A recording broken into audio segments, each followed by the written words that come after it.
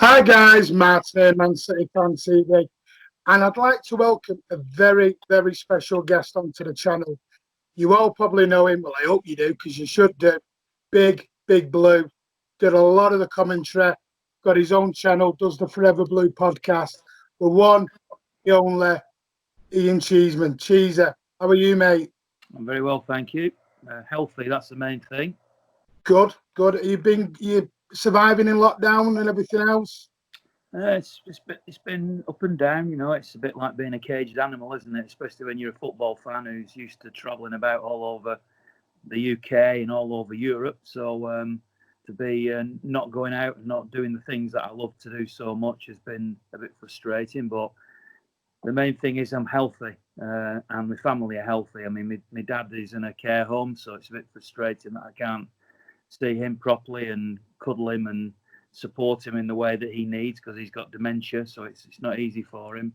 But the people who are with me here, my immediate family, I've got two sons. Touch wood, we're all healthy and we're all fit, and at the moment, that's the main thing. Good, yeah, I'm in the same boat. I've got not the same, but my aunt is she came down with the COVID-19. Unfortunately, she's now in a care home. So yeah, it's one of them. Doesn't hit home properly until someone close and everything else. It's not good times. But what I want to start with, Ian, if possible, is if you want to tell us a little bit about yourself. Now, I know loads about you because I used to listen to you when I was a young chap. I tell everyone on the channel I'm 21 years old, but clearly I'm not. But yeah, if you want to start off by giving us a little bit of an introduction, a little bit of a background about yourself. Well, I wish I was 21 again. I knew what I knew now. So do I. I suppose my story started just as a pure fan, home and away fan, from being a teenager. And then once I got married, which was to a lady from Oldham, who I'm still married to 30 odd years later. I got interested in hospital radio because, believe it or not, I'm quite a shy person, and I thought radio of the broadcast media was the one I could cope with the best because you didn't have to look at people, and you could just imagine whatever you wanted to imagine when you were in a room on your own talking in a microphone. So I went and volunteered at a hospital radio station in Oldham, did that for 10 years. That was a big learning curve for me. It gave me the chance to try out lots of things. A lot of them not even sporting. In fact, most of it not sporting, really. I did a little bit of commentary while I was at hospital radio. Then City came along and asked members of the supporters club if they knew anybody that was interested in radio and indeed in commentating, because that was when video first came along, Betamax, VHS, all that sort of stuff that younger people can't even remember the time when that was like that. No. I was the volunteer commentator on the very first City videos and did that for a few years. And believe it or not, back then, when TV wasn't as prevalent in football, when I said to City, and remember I was a volunteer, I was doing it for nothing. Yeah. I have a co-commentator next to me. They sort of said, what's a co-commentator? Because it honestly wasn't known. Even on radio, it was one commentator that did half the half and then the other half of the half. On Radio 2 as was, 5 Live as it is now. And the first thing they said to me then was, we can't pay anybody. And I said, no, I get that. I'm a volunteer. So I had to use my contacts, my friendships, even back then, to persuade people like Glyn Pardo, who sadly we lost recently, Bob Johnson, Fred Eyre, who I'd got to know a little bit at that time, Mike Summerby, and different ex-players to come up on that dirty, horrible, scruffy gantry at Main Road and sit next to me on a wobbly seat and commentate the videos. And they did that willingly. And that was my start. And then from that, somebody from a company called Club Call contacted me after they'd heard me on hospital radio. I remember them well, Club Call. 98 12 11 81, I think. I can't remember. 12 11 something anyway was the City number. And it was a very high cost service. And I was asked did I want to do some work for them? And I said, not if it means missing any City games. So I did some City games for them, and I did some others when City weren't playing. And although it was good to have that experience, I only ever really saw that as a hobby. that led to the chance to do a bit on Piccadilly Radio and Signal Cheshire and various other places. And you sort of network, get to know people. And eventually somebody told me about a vacancy at the BBC. At that time, I'd been working in a bank as a delivery driver towards the end, but a bank clerk ostensibly. And then I went for the interview. I didn't think I had a chance of getting an interview because the other people who applied were all very experienced. They'd got degrees in media studies, and I was just a everyman sort of person who'd never done any of that. And to my astonishment, they offered me the job. When they offered me the job, my reaction, and that was Andy Buckley who offered me the job, who was my predecessor. I said I'd have to think about it, which staggered him that I had to think about it. But the reason I was thinking about it, which might seem a strange thing to say, but it's true, is that at that point, I think I'd gone about 17, 18 years home and away without missing a game as a fan. And the decision was might I be prepared to miss games? Because I wasn't being offered the job of the city reporter. I was just being offered the job of being a sports reporter. Right, okay. I took the job after thinking about it. And I knew that would mean I might have to miss some city games. And believe me, I did everything I could. I swapped every shift. I did every shift nobody wanted so that I could still go to every single city game. At one point, Andy Buckley actually offered me the job of being the United reporter. And I said, I was very flattered. And he did it with no sense of irony because he knew I was a big blue. And he said, this is a great career move for you. At the time, City were down in the doldrums a little bit, a lot actually.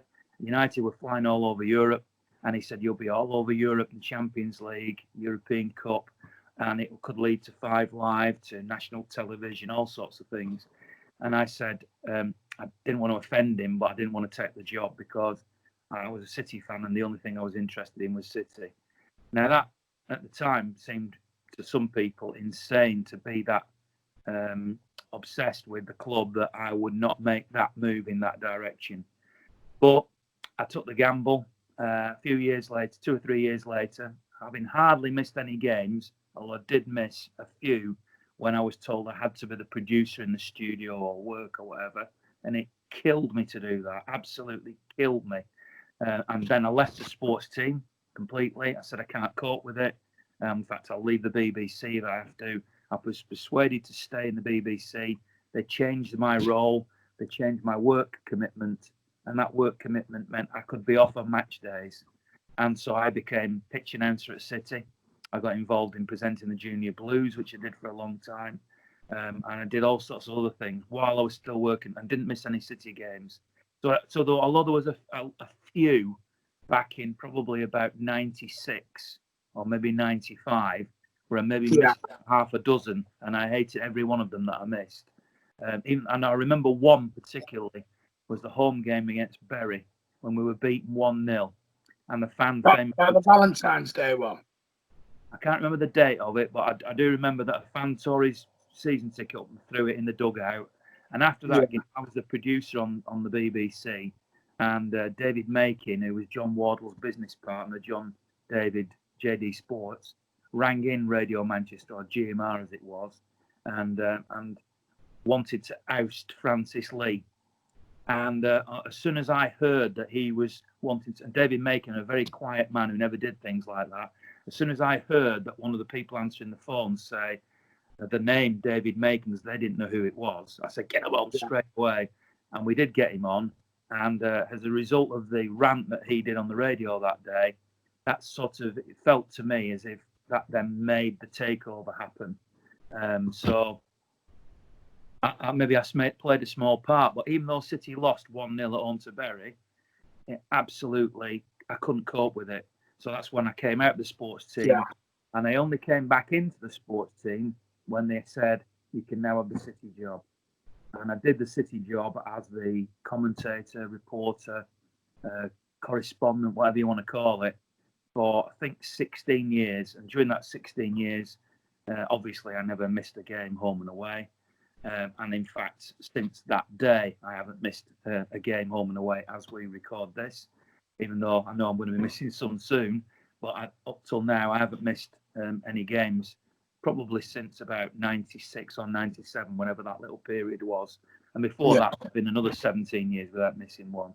That's how obsessed I have been and am and always have been and always will be in my life and career. It's limited my career tremendously because although I could never say I'd have been on Match of the Day or Five Live or Talk Sport or become famous, nobody knows.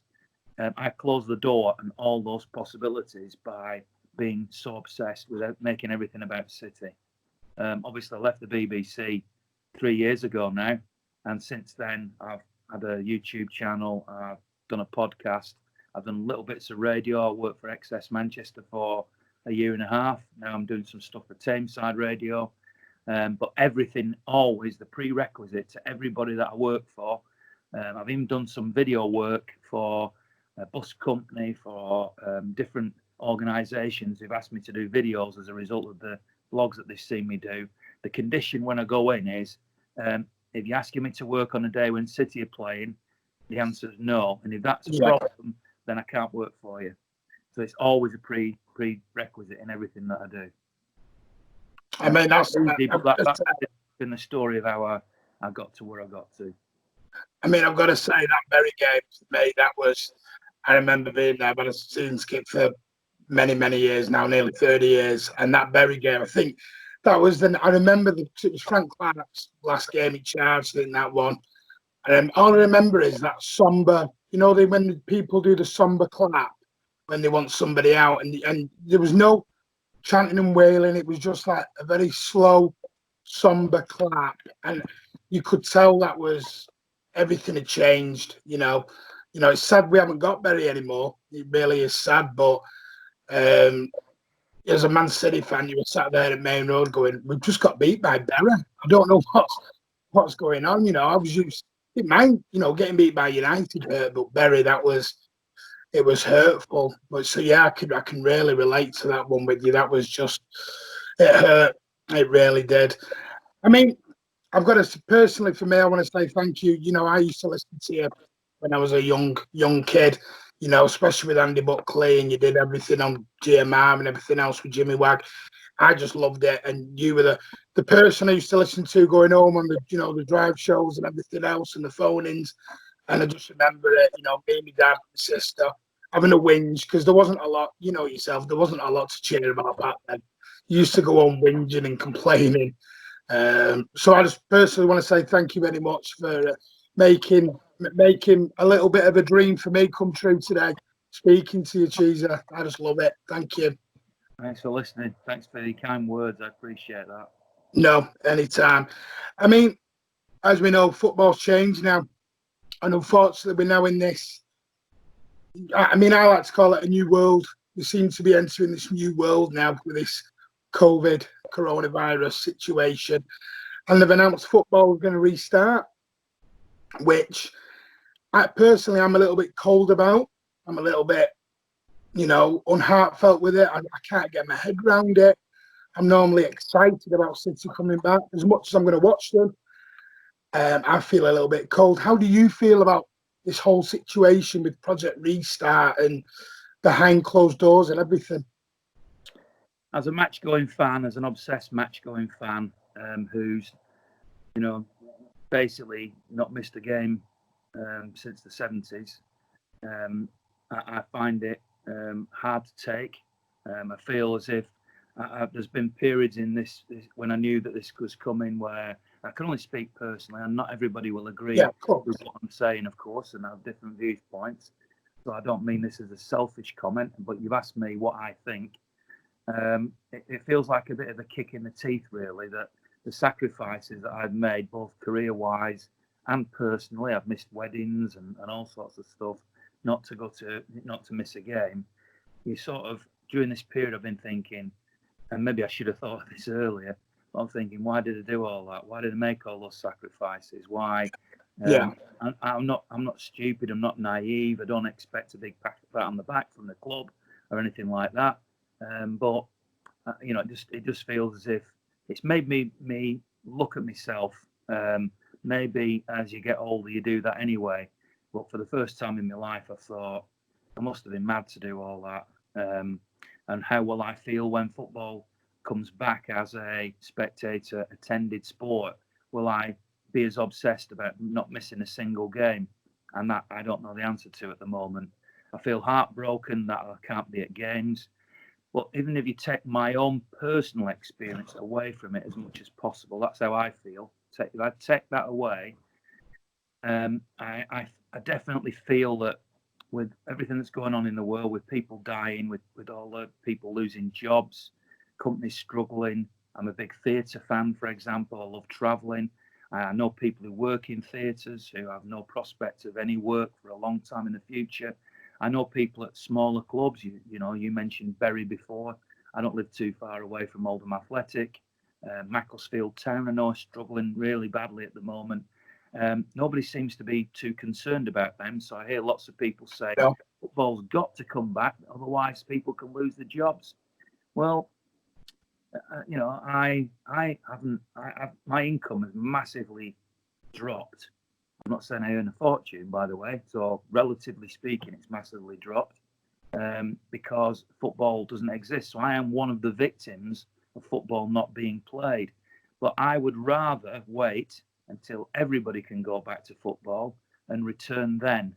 Even if that, and people have said, well, that could be 2 years from now. That could be, well, none of us know that. And the goalposts on that seem to move all the time. But I personally would rather wait until it was either safe for everybody to go back, or at least the option was there that if people wanted to take the risk themselves to go back, then they could do. Because I admit that after all this is over, we might not see full houses for quite a while, because there'll be an older generation, vulnerable people who've lost incomes, who haven't got the money that they had before. There'll be a whole load of reasons why people may just be fed up with the decision to play behind closed doors. Because I know from personal experience, a lot of people are really angry about, they feeling a bit, taking it personally, like I've expressed, and are saying, that's it, I'm done, walking away. Now, how big a number that is, I don't know. How big a number without income, I don't know. How many older people are feeling scared, I don't know. But I do think there will be a drop-off of, even if you were to, say, announce again tomorrow or next week, and everybody could come who came before, I don't think there'd be 55,000 there for the home game against Arsenal. I think there'd be 30,000 there, personally, maybe even less. So football's going to have to change in that regard. If that was the way it is, that the next game only had 30,000, at least that's better than playing in an empty, soulless stadium. I have an interest in German football because my mum was German. She died a long, long time ago when I was only a kid. And so therefore my attachment to her is through following Schalke. Now, I'm a City fan, an obsessed City fan. I would never miss a City game to watch a Schalke game. And when City played Schalke, I wanted City to beat Schalke. So don't be under any illusions. But if Schalke are playing somebody else, then I'm a Schalke fan. They played 2, maybe 3 now since the return of games in Bundesliga behind closed doors. And I don't even know, I couldn't even tell you what the score lines were. I haven't watched 1 minute of the games. I have no interest in them. As far as I'm concerned now, these games are meaningless. Now, I'm in a quandary because people might watch this video sometime in the future and say, you said you weren't going to watch these games. I'm in a quandary as I sit here now, and I actually don't know what the answer is. Do I resume doing match day vlogs when City resume on June the 17th? And as I sit here now talking to you, the honest answer to that question is I actually don't know.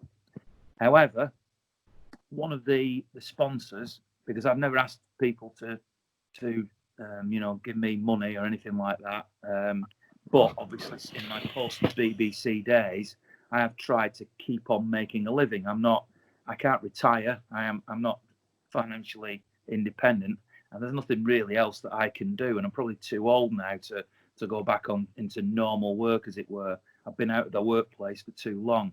So in these last few years, if you like, of my working life, I've tried to find a way of trying to at least keep some money coming in. And I've done that through sponsorship. And some of the sponsors have been fantastic. They've been people who wanted to make sure that I continue doing what I'm doing, and have been amazing in that regard. And one of those sponsors a guy from Hot Click Marketing has said to me the other day, "Are you going to do vlogs?" I said, "I don't know yet." And he said, "Well, if you do, I'll support you and I'll continue to give you some modest sponsorship. Yeah. It's not a fortune. It's not enough to make me. I can't even live on it, But that makes me think, well, I've got to keep some money coming in, but I've got to say my heart's not in it. Obviously, it's all going to be by Zoom and things like that, the new modern way. So if I do continue on, I continue on not because I really want to do it, but because a lot of people have asked me to carry on, and he's asked me to carry on. But I can't say I'm filled with enthusiasm, and I know this sounds outrageous to say, but I don't want to win the Champions League or the FA Cup under these circumstances in empty stadiums. Yeah, I fully understand that. Fully get that.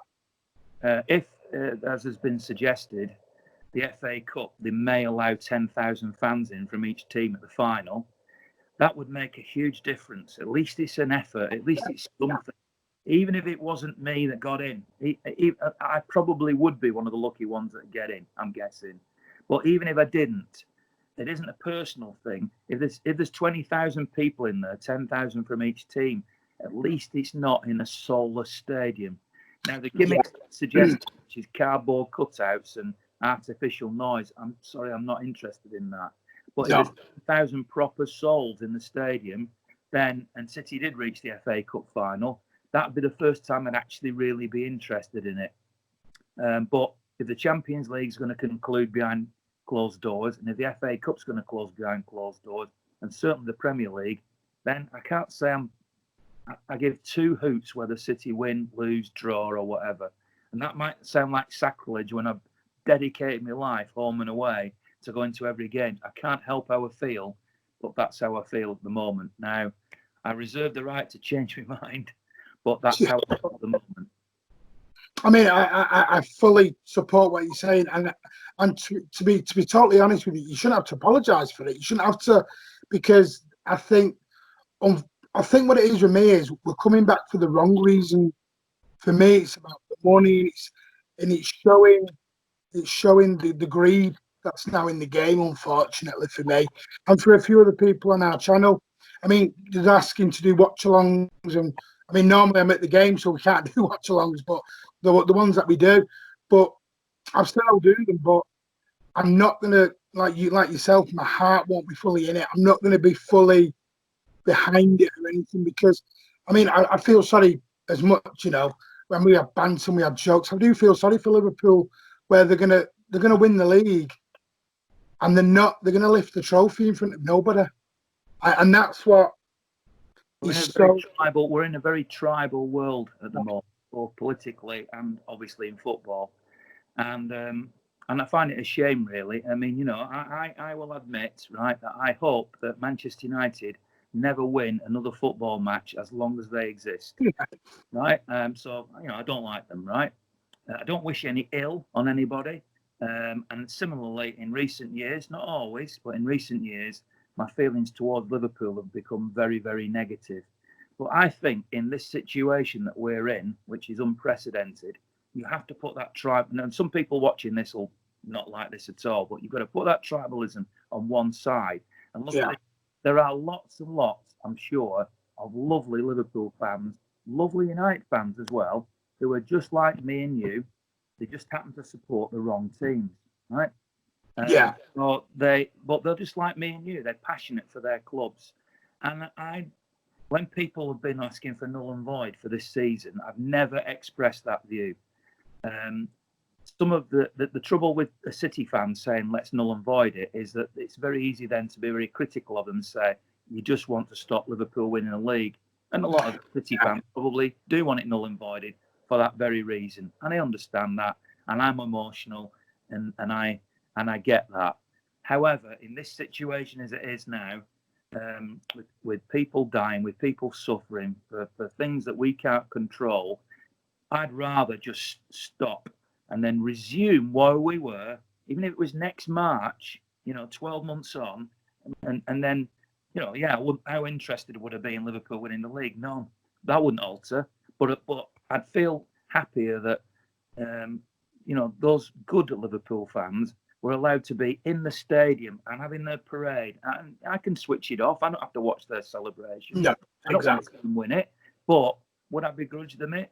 No, actually, I wouldn't, because just think about the great days we've had. Just think about 2012. Just think about, I was lucky enough to be on the open top bus with the players. God's Yeah, sake. remember it. Yeah. Wow. I would hate that to have been took away from me. And it would have been in this situation. I don't want to begrudge my colleague at the BBC in Merseyside or whatever, or a kid sitting on a balcony of a window watching the team go past, or seeing people behind the goal, watching Guerrero score that goal. Those things would never have been the same if they'd been behind closed doors. No. It'd be awful for their fans. And equally, look, and it's not just about Liverpool. Look at the other end of the table. Look at Brighton, Norwich, and Aston Villa, and those other teams down there. Great. Now, losing the advantage that they might have had from having a game in front of their own passionate supporters. And now they might not even be playing on their own ground, let alone with their own crowd.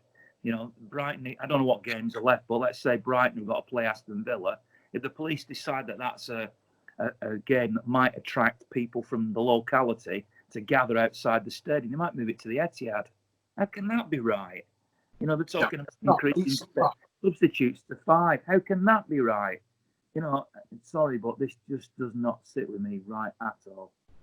I mean, we've talked about it on our channel on numerous occasions. It's like the integrity's gone. You started with one competition with a set of rules. You're not going to finish it with that set of rules. You're not going to finish it the right way. I mean, they were talking about, the other thing that I'm a little bit, I'll be honest with you. At the beginning, I was one of them, null and void. And it was a little bit because I didn't want to see Liverpool win the league. And it was a little bit of banter at the beginning. And then when you sit back and you think, because at the beginning I didn't understand what was going on. I don't think any of us understood the depth and the issues that was going to ever happen. And now I'm completely with you, Ian, on this, where it shouldn't be going on. It's soulless. This thing of playing behind closed doors, but not only that, we're now looking at moving certain games away from home stadiums. I know City Liverpool and City and Newcastle and Liverpool. But what I don't understand is City and Liverpool will have fans all over the country.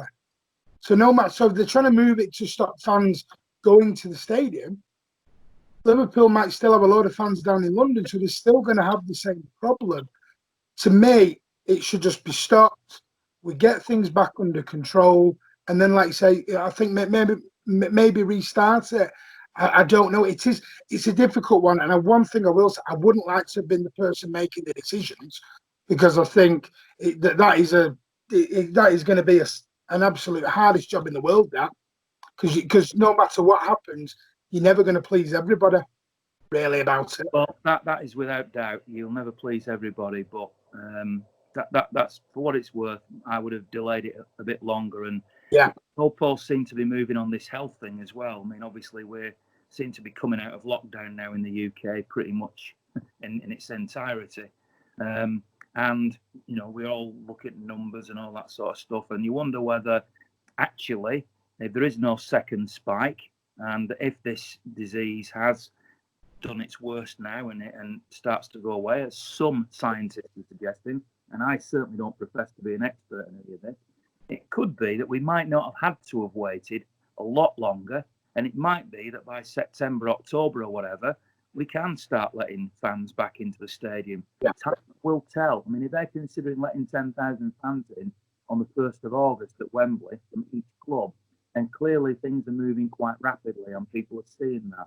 So I just feel as if my problem with it is that we've been too obsessed to get it back too quickly. They should have just waited a little bit longer.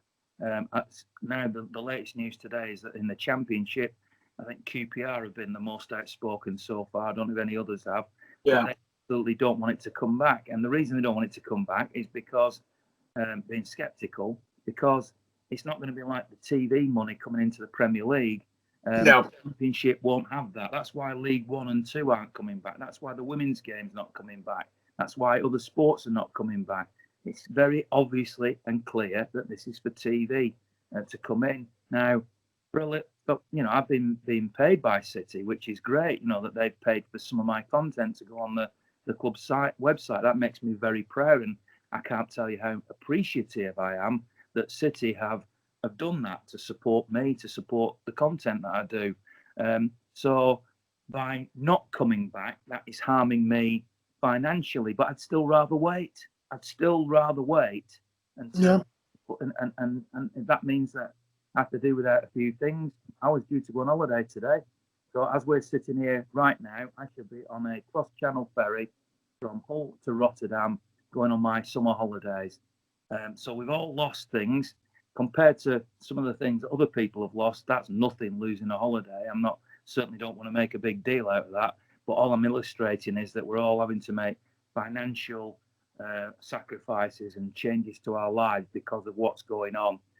So I don't say that lightly. I have lost income, just like lots of other people have lost income. Yet, I'd still rather wait. Would feel more respectful to those who suffered, those who died, those who are ill, to wait just that bit longer. Why the rush? I just don't get it. Well, do get it. Money. Yeah, exactly. I mean, it's like the football players that they're able to get tested very quickly, where you've got NHS staff who are not getting tested as quick, and it makes me think that some of the morals are upside down. I want a test right now. I want an antibody test. If anybody wants to give me an antibody test, please can I have one? The reason I'm asking is because, first of all, I was in Madrid, 2 weeks before this really kicked off, and came back and wasn't well at all. Never really particularly thought about it when I came back. Lost my voice.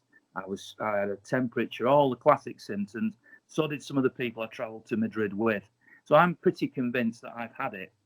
If I had an antibody test and somebody could show that I have the antibodies, that might, I don't know what the rules are at the moment or whether they'll change, it might mean I can go and hug my dad in the care home. That's actually more important to me than anything else at the moment. But if I was a Premier League footballer, I would be able to have, whether it be the antibody test or the actual test, every couple of days to clear myself so I could go and see my dad. So they can have those tests because of the massive amounts of money and because of the privilege and the jobs that they do to play football. But I can't have a test to go and cuddle my dad. Yeah, it's wrong. It's completely and utterly wrong. Cheesy, I want to move on. Due to the situation that we're in, it looks like we're not going to be able to say goodbye to probably one of the greatest ever City players ever. I think we'll be able to say goodbye, but it's going to be a lot later. And as you know, testimonials are not quite the same as a competitive end of season last home game.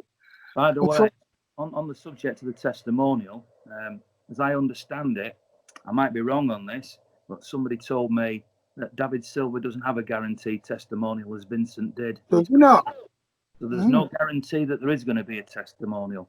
Now, that doesn't mean to say there won't be, because obviously, he could ask for one, the club could grant him one, and especially in the circumstances that we're in. All I'm saying is that I understand that Vincent had it in his contract to have a testimonial. David Silva doesn't. So therefore, there's no guarantee that will happen. But hopefully it will. Which makes it even worse that we're not going to be able to say goodbye to one of the greatest midfielders ever to put on a blue shirt today.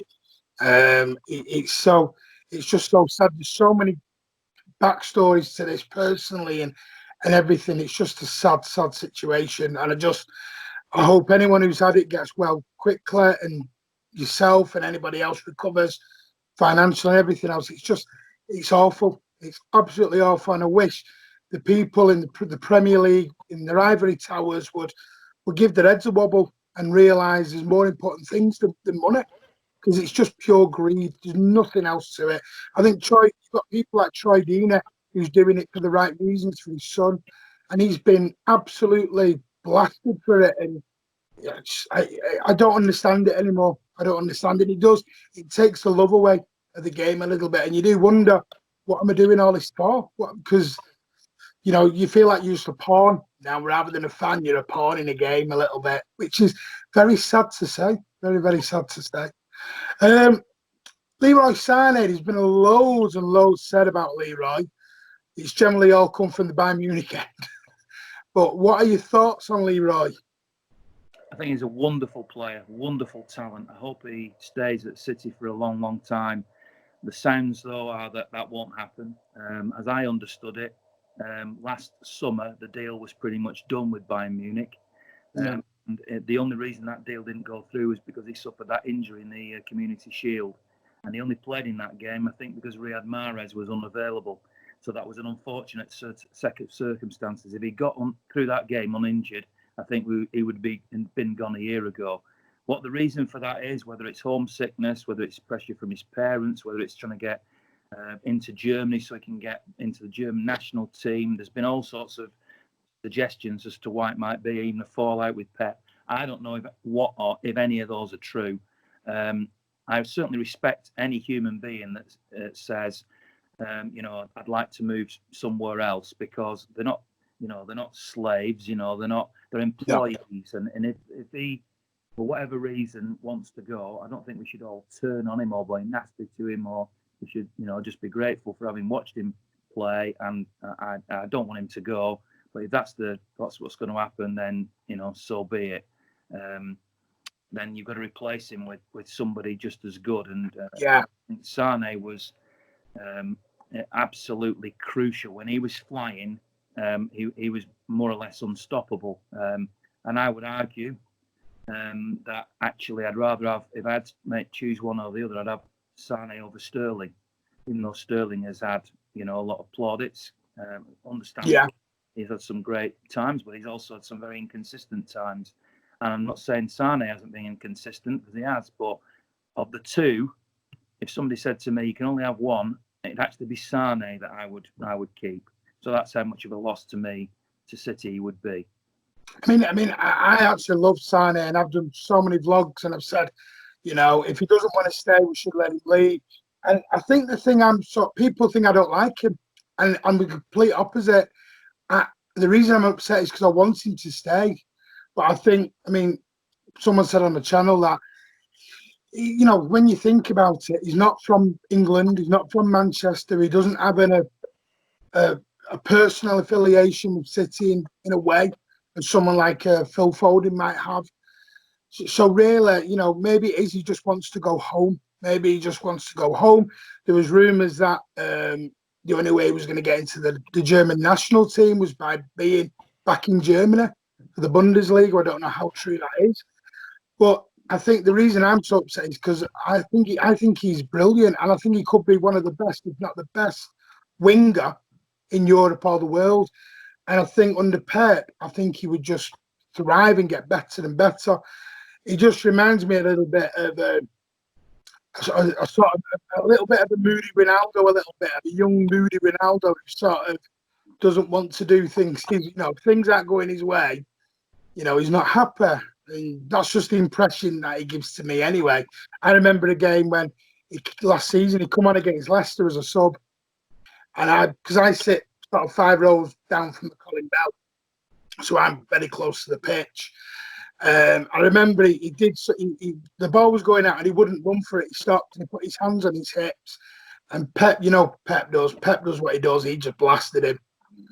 And that's what I love about Pep. And then we saw him what he does in the game. In some games you see the good and the bad side of Sane. And I just think if he knuckled down, he'd be probably the best winger in the world. And that's why I'm so sad that and upset that he could be leaving for me. So everyone on the channel, I don't hate him.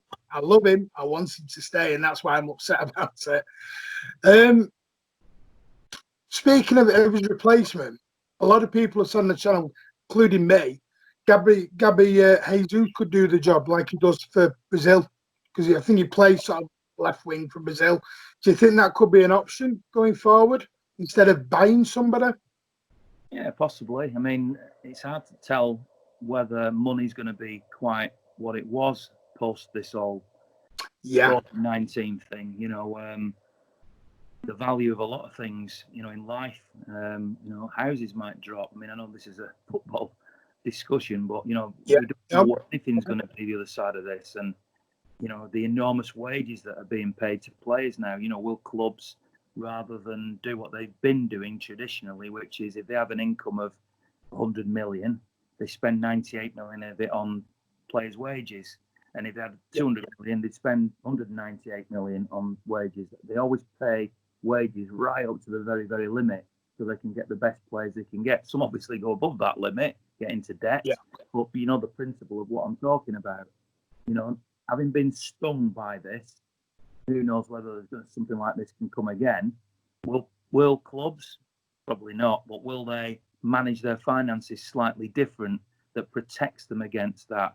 And one of the ways they can do that is not to pay these huge transfer fees. Sane's got one more full season to go before he becomes a free agent, as it stands at the moment. So, is that if City can't go out and buy somebody to replace him, do they gamble that in another year from now, Foden has developed enough to mean that there's no replacement needed, or some other young kid emerges, or they can identify somebody in another country that they can get a lot cheaper to replace, rather than buy a very expensive ready-made replacement? I don't know. I don't know how that's going to go. So it's a difficult one to answer that. I mean, it is. I mean, I personally have said on the channel, I think we could see a lot of swap deals, going forward, transfers, because I think money everywhere is going to be tight with every club. Might not be in Newcastle going forward, but I think you'll see a lot of swap deals coming in. And I think that's why there was talk of buying, offering this Hernandez and a few other people, but they're all paper talk, as you know. Moving on to what I want to move on to now is UEFA. I'm sorry, I know you probably talked about this 1,001 times, but what are your thoughts on UEFA and City and the CAS case coming up in the next week or so? It is now, as we speak. Well, there's two aspects to it. There's what do I think of UEFA and their rules, if you like. So start with that. The rules clearly have been brought in at the behest of the cartel to keep new money out of football. And if there are any Newcastle fans who are listening to this, I have particularly sympathy for them, because if they're now going to get an injection of money, no doubt UEFA and those types of organisations are going to be doing everything they can to prevent Newcastle from joining the top table. As a football fan, I would not begrudge Newcastle getting the sort of luck that we had 10, 11 years ago when the Sheikh came in, and I'd be delighted for them if they had a big injection, and even if that knocked us off the top, obviously sporting merit will ultimately decide that. I'd have no problem with that. I don't want City to, once they've got into this top position, become part of the cartel themselves. So I can't possibly get to that. I've said this a few times to different people. It's a bit like, if you or I won the lottery tomorrow and won £150 million, being denied the opportunity to, if we wanted to put that into our local football club. We would not be allowed to do that under the past, because it may be changing FFP rules. So are the FFP rules right and fair? No, absolutely not. And they've clearly, to me, been brought in to stop clubs like PSG, City. In the past, if it had been brought in time, it would have stopped Chelsea. It might stop Blackburn, even Wigan to a certain extent, when Whelan's money got them into the top flight, won the FA Cup. So there's always been a history of that, but City have sort of been the ones that have been at the time when FFP has been brought in. Have City broken any rules? Well, maybe they have, maybe they haven't. I actually don't know the answer to that. No. Have they used, has the Sheikh put money through Etihad into City at an unfair weighted amount? Well, I look at Etihad and I think, very successful airline, no doubt about that. I've actually been lucky enough to fly with them. Very good airline. Are they making enough money to be able to put the amounts that they are into City off their own back? I'd have to say, how are they doing it? So I would have that question. Yeah. So it's a bit, I suppose, if I was driving along the road doing 40 miles an hour, and I thought to myself, actually, this road's very safe. There's no houses, there's no turnings. Why should I not be able to go at 40 mile an hour? And a police car pulled me over and said, it's 30 mile an hour here, sir. When I went my window down, the excuse of, well, what's wrong with me going 40 mile? I don't agree with the rule, wouldn't stand any ground. I don't agree with the rule that says City can't spend, that the Sheikh can't put as much money in as he wants. I don't agree with that. However, if there is a rule in place that says you can't do that, and they've broken it, then they've broken it. And as much as I'm a City fan, I have to admit that if the rule's there, you have to stick with it. I don't agree with the rule, but if it's there and they get punished for that, then we just have to live with it, I'm afraid. Yeah, I've got to be completely again agree with you. I mean, I didn't at first. I didn't know a lot about it. I don't think a lot of people did. I think there's been a lot of experts out there from other clubs and other fans who seem to know everything about City and were guilty before everything. But I did think to myself, because I've got personal family who work for Etihad, and I do think to myself, how have Etihad paid that amount of money when I know at the time they were making losses and there was other things going on? You do think, how has that happened? And I think really, I think what we're really angry at is we don't agree with the rule. But the problem is the rule is there, and if we've broken it, we unfortunately we're going to be punished. And if that comes with all the problems that it might entail, we might have to swallow our pride and deal with it for the next few years. We've done it before. We might have to do it again, which leads me nicely. This is the fundamental thing. There needs to be a campaign to change the rules. The rules are wrong. That's where the campaign needs to be. But anyway, that's my last comment on that. Well, I mean, I hope it does change. And apparently, Safran's talked about the rules could be changed, funnily enough, after this case. Wouldn't surprise me a little bit. It'd be very convenient for that to happen, shall we say. I'm not implying anything, but it would be convenient, wouldn't it, if the rules have suddenly changed when City have been banned, shall we say. There was talk a couple of weeks ago of changing the Champions League qualification, to make it harder for City to get back to it, But we'll have to wait and see. I think the next week the case will be heard, and then in the next few weeks we should find out. So we'll have to wait and see on that one. Pep Guardiola, I love him. I think he's the greatest manager ever. Obviously, I wasn't alive to see Joe Mercer. My father was. I wasn't. I love Kevin Keegan. I love Brian Horton's football. But Pep Guardiola's a different level for me. Obviously, he's not got long left on his contract. With everything that's going on in the world and the sad loss of his mother, unfortunately, thoughts and prayers to him and his family. It's such a tragic time. Do you think this could have an effect on his future, sister? That's the $1 million question, isn't it? Yeah. And much enthusiasm does he have for football in the new form it is behind closed doors as well? So there are a whole load of things. I got the feeling when we were able to go to press conferences, which I'm lucky enough to be able to do, that the body language of Pep felt as if he was, coming towards the end of his time at City. When he leaves City, I will be heartbroken, both from a football perspective, because I believe that the football we've played under him has been the best I've ever seen. I'm older than you, so I remember watching great Brazil teams of 1970 and 1982 and falling in love with that pure type of football. You could argue the Dutch team of 74 with Cruyff, and obviously Cruyff was one of the mentors of Pep Guardiola. And this beautiful passing game, I make no bones about it. It was the football I've always dreamed of watching, and I've been so lucky, so privileged to see it. So thank you, Pep Guardiola. If his time is to come to an end, whether it be at the end of this season or the end of next season, then it'll be very, very difficult to replace him.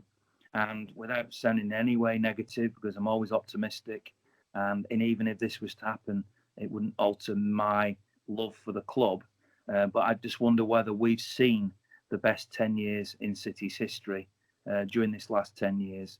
And that, although we haven't won the European Cup in that particular time, certainly we've seen 4 titles and FA Cups and League Cups and just record points and all the things that we've seen. Just awesome football. David Silva, you mentioned, is quitting. Aguero's up be the year after. We've already lost Vincent Kompany. Yaya Toure was a big fan of.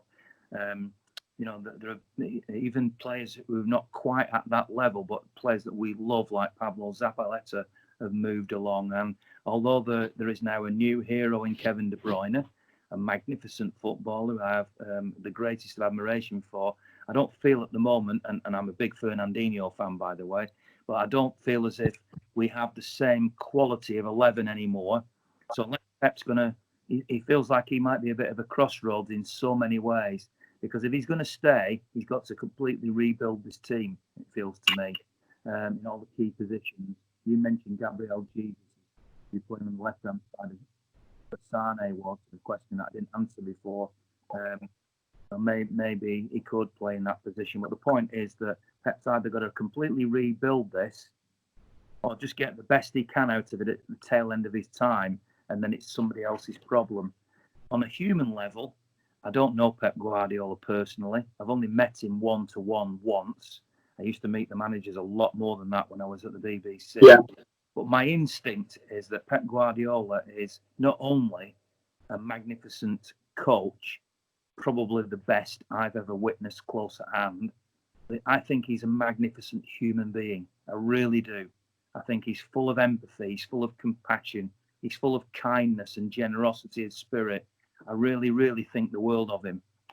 So having somebody like that at the helm of the club that I love so much, and then to see his time come to an end, will be absolutely heartbreaking.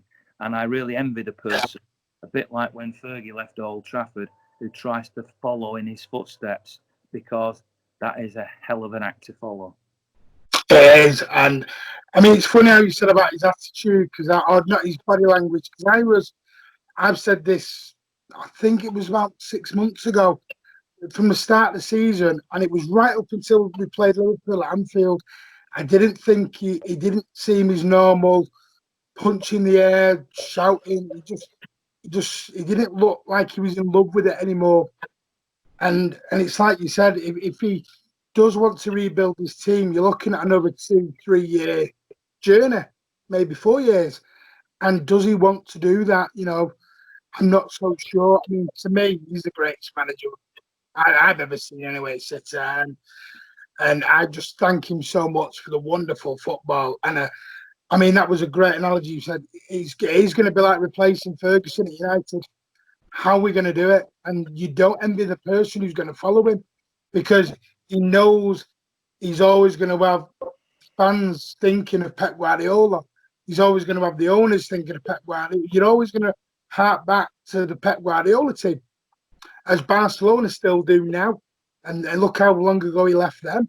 They still talk about it. And, I will be devastated like yourself. But I just hope he does sign a new contract, because I don't ever want him to leave. But we'll have to wait and see on that one, unfortunately. But Ian, I just want to say thank you so much for coming on.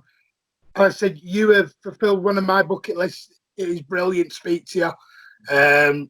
Like I said, I used to listen to you as a child in the back of the car on the radio. So thank you so much. You've made me smile anyway. And it's great to hear your insight, especially in some of Manchester City.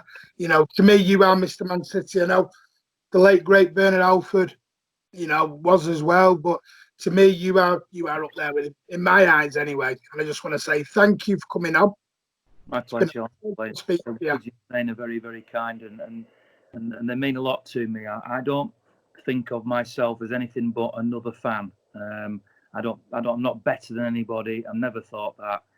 Bernard Alford worked at the club for a long time. I wish I could work at the club now. I wish I could be part of that. I've fulfilled certain roles, like commentating on the club video and hosting the Junior Blues for must have been 15 years, I think. I was stadium announcer for a while. I had the privilege of commentating for the BBC for 15 years, 16 years. And all those things nobody can ever take away from me. I feel still got something to offer now. Sadly, I don't think you'll hear me commentating anymore because there's no platform for me to do that on. Though the club know that they've only got to do that, and I would come running. But I think my time's over now. I'm seen as yesterday's man. But it's nice for you to say things like that. They won't go to my head. I'll just continue to be what I am, which is basically an obsessed City fan who's been very, very lucky in my career to do the things that I've done. No, you have, and I just want to say thank you. And it's been really good to speak to you and have an insight. And I hope it's not the last time we do speak to you here on Man City on TV. I hope we get the chance to speak to you again sometime in the future. That'd be good as well. No problem. It'll be my pleasure. Thank you. Well, guys, this has been Martin at Man City on TV. This has been Ian Cheeseman. What an absolute treat. Just want to thank him. Guys, hit the like button. Make sure those notifications are set to public, not private. Give it a thumbs up. Hit the subscribe button. And as always, guys, up the Blues. Great being a Blue, isn't it?